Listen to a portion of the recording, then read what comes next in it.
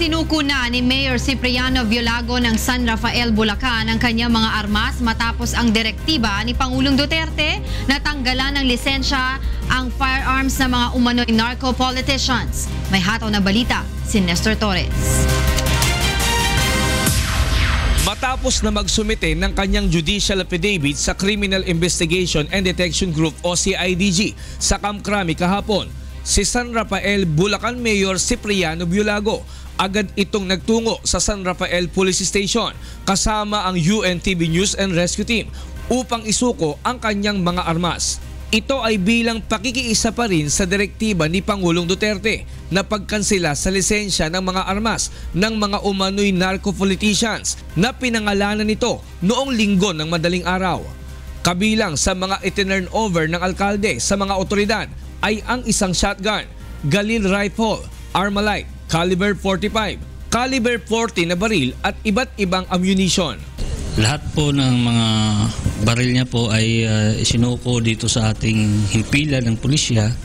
Actually, 8 klaseng baril po.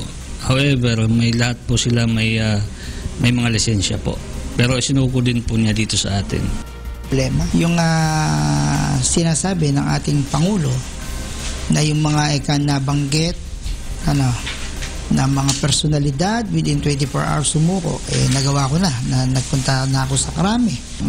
Na sinasabi na yung baril ay pinawawalang bisa, sinurrender ko na rin lahat.